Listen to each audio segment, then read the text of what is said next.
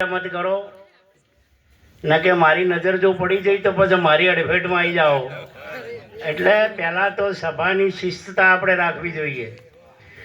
એટલે આજનો પ્રસંગ ખરેખર આપણે બધા જાણીએ છીએ કે જેનું નામ હતું કુળદીપ, કુળનો દીવો,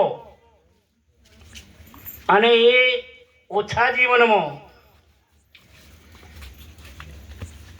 જે હજી ફૂલની કળી જ ખીલી છે, ફૂલ ખીલ્યું નથી. અને મહાપુરુષો પણ બોલ્યા કે જેનું પૂર્ણ કાર્ય નથી થયું આ જીવનમાં, અને આપણને જે આ વાતનું દુઃખ લાગે છે એનું લાગે છે, બીજું લાગતું નથી. કેમ કે આપણને ખબર જ છે બધાને કે આપણા જે બધા બેઠા ને એ કોઈનું શરીર રહેવાનું નથી. એ વાત નક્કી છે. એ આજકાલની વાત નથી, આદુ અનાદિની આ વાત છે કે જે જન્મે એનું જરૂર મૃત્યુ થાય. તો શરીર જન્મે છે અને શરીર જાય છે. જે નથી જન્મ્યો એ તો આજકાલનો નહીં, આ વિશ્વની ઉત્પત્તિના પહેલો એમનો એમ જ છે. એવી વાત એક આત્મ તત્વ છે. તો મારા પહેલા મહાપુરુષોએ જબરજસ્ત વાતો કરી, અને જીવન વિશેની પણ વાત છે કે મનુષ્ય દેહ મળ્યો પણ આપણને ખબર પડી કે હું માણસ છું એમ. પહેલા આવો વિચાર કર્યો? જુઓ, પશુઓ ખરા ને, પશુઓ ઈઓની કોઈ સભા નથી ભરવાની. હા, ઘોડોની 5-5 લાખ કિંમત છે, હાથીની કિંમત તો કેટલાય લાખ થાય, અને ગાયોની ભેંસોની કિંમત લાખ છે. પણ ઈઓની કોઈને સભા ભરી? હા, તમારી કિંમત કેટલી? કોઈને માગણી કરી કે હું આટલા આલું એમ? હા, આટલું અણમોલ શરીર મળ્યું છે મનુષ્ય દેહનું, પણ એની કિંમત આપણી પાસે નથી. એટલે આ સભાઓ એટલા જ માટે ભરવી પડે છે કે 4 પગો વાળા, ઓકા ચૂંકા પોખો વાળા એ બધે સીધા હેડ. ઓકસ હતો સીધા હેડ, આ મારો વાળો સીધો પણ હેડે ઓકો.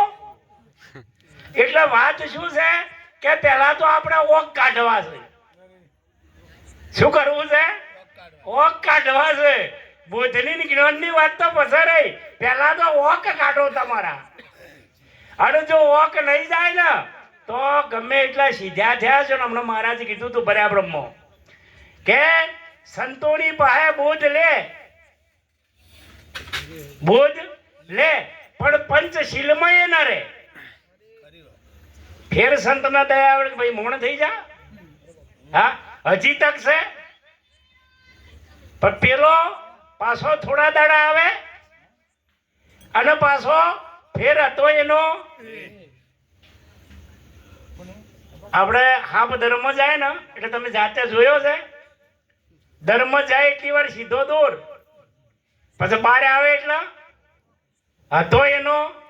હાલ આપણા ભજનમાં બેઠા ને તારસે બધા સીધા દૂર અને વયથી છૂટ્યા એટલે હતા એના. ઘણી વખત દૃષ્ટાંત તમને ખબર છે કે એક ગામમાં પહેલા આપણે બહુ જોડીઓ હતો, ચારા બહુ વધારે હતા. હા, ગૌચરો. અને અત્યારે તો શું છે, ખાઈ ગયા બધા. એમાં આપણે આવી ગયા પાછા ચોક વાડોય વાડ્યો છે, કોણ તો છેવટે 2 ફૂટ આઘું ઘરે કર્યું છે, એટલે ખાઈ ગયા બધું. અત્યારે તમે જુઓ દુઃખની બાબત કે જે ધર્મ માટે આ મહાપુરુષોએ જીવન ઘાસી નાખ્યું, અરે ઘરબાર છોડી દીધા, ભગવા પહેર્યા, કોના માટે? ઈયોને તો બધું મળતું હતું, નથી મળતું એવો નહીં, પણ એક જ વાત એ છે કે આ ધર્મ ટકી રહે, મનુષ્ય જીવનને આનો લાભ મળે, એનું કલ્યાણ કેવી રીતે થાય, એટલા માટે આ બધી ક્રિયાઓ કરી છે મહાપુરુષોએ. તો આપણે પેલા ભાઈ વચ્ચે આવ્યું હતું કે ગાયોનું એ ઘાસ ખાઈ ગયા. કો બોલો, આપણે ફાળો કરીએ કે ભાઈ ગાયોને આ વર્ષમાં તકલીફ છે એટલે તમે ફાળો કરો. અમે 2-3 વર્ષ વચ્ચે આપણે કાઢાયા ને એટલે જો ભજન કર્યું ને એ જાહેરમાં ફાળા અમે કર્યા. અને ગૌદોન એક વાર ગાડી મોકલી મારા વાળા રસ્તામાં ગાડીએ વેચી મારી, બોલો ખાઈ ગયા. હવે આ કોણ કરે? મોણા કરે. આ પશુ ના કરે. આ મોણા માટે આ ભજન છે. ભજનનો મતલબ એવો ના સમજતા કે ગાવું, બજાવવું, સારું બોલવું, એ ભજન નહીં. એ તો બધા કલાકારો જબરજસ્ત ગાય છે ને, અને આપણા મોબાઈલમાં ને ટીવીઓમાં બધું જોરદાર આવે છે, પણ એથી મેળ પડશે. એટલે જે હાથમાં આવે ખાઈ જ જાવ. આ માણસનો ધર્મ છે. હા, આમ ધર્મ છે તો પછી આ મને ધર્મી કહેવો કે અધર્મી? જો જાહો ને ઈ આ બધા ચોર, પણ એ ચોરને સુધારવો હોય તો આટલી જગ્યા છે, બીજે કોઈ જગ્યા છે નહીં. આ હરિનું ભજન છે અને સંતોનો સંગ છે. જો એમાં આવી અને કદાચ સીધો થાય તો થાય. પેલા બે ખેડૂત હતા જોડે જોડે. તમારો બોલું પેલા તો લકડાનો હોળ હતો ને, એટલે જેઠે ગયા ને એટલે હોળ બેઠું નહીં. પેલા બાજુવાળાને બોલે, ભાઈ કોક હમું કરી ના, મારે હોળે બે હતું નહીં. તો કે ભાઈ જુઓ, ઓના ઓકની થોડી જરૂર છે. એટલે સીધો પેલો લવારભાઈ ગોમમાં છે, એટલે કે ભાઈ આટલી સેજ કોશ ઓકી કરી આલ. એટલે એને એક છેડો એના ઉપર મૂક્યો ને એક છેડાનો લાભ કર્યો ઇંગલ જેવો. સહેજ ફટકો માર્યો એટલે ફટ દેનો ઓકી થઈ ગઈ. કે ભાઈ કેટલા પૈસા? કે 1 રૂપિયો. પેલે ખિસ્સામાંથી કાઢીને આપી દીધો. પણ ફેર હોળમાં બેહારીને કોશ એટલે સહેજ વધારે ઓકી થઈ જાય. પેલો કે ભાઈ હવે થોડી ઓળી સીધી કરાવવી પડશે તો જ મેળ આવશે ને, કે ઓળે બેહવાનું. તો પેલો ફરી ગયો કે ભાઈ આ થોડો વધારે ઓક થઈ ગયો છે, મને થોડી સીધી કર ને. કે જો ભાઈ પેલો ઓક કરવાનો હતો ને એનો 1 જ રૂપિયો હતો, પણ ઓક કાઢવાના છે ને એ 5 થાય. પેલો કે મારું વાલો આવું કેમ? તો કે એનું કારણ છે કે આ રહી ને એ માપણી કરવી છે. મને શું કરવું છે? માપણી કરવી છે. એટલે મને ધમેણમાં નોખવી પડશે અને કોલસાય બાળવા પડશે, અને કોલસા બાળીને મારે મજૂરી કરવી પડશે, અને એ મજૂરી વરા સીધું થાય એમ. તો આપણે આ સંતો શું કરે છે? હા, સમજો છો વાતને?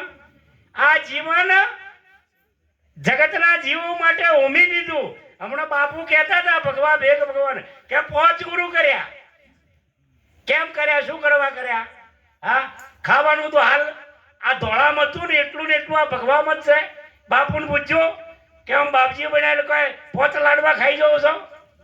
આ આશયનાથી ઘટ્યું. કેમ કે આ તો જો જય ધર્મ માટે અને લોકો માટે જીવે ને એનો ખોરાક એ માપનો થઈ જાય.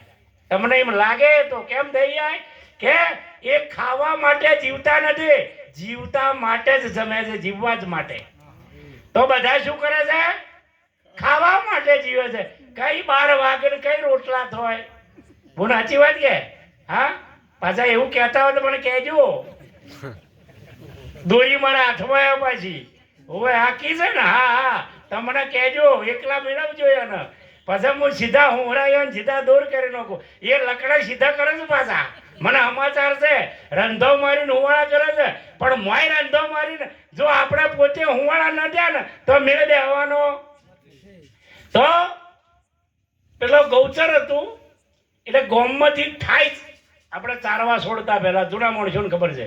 એટલે ચારવા વાળા મહિનાનો ₹1 2 રૂપિયા કરેલા હોય એટલે બધા ગોમની ભેંસો લઈને જાય. હવે મારે વાલું ઈ જાય ને, પણ મોય એક ધણીની ભેંસ એવી કે બધી ધરાઈ ના હોય, પણ એક ભૂસી ના હોય. બબે વગાડે છે પણ તોય ભૂસ્યા ના લેવાનું છે. ના લીધું, બીજું લઈને ગયા. હવે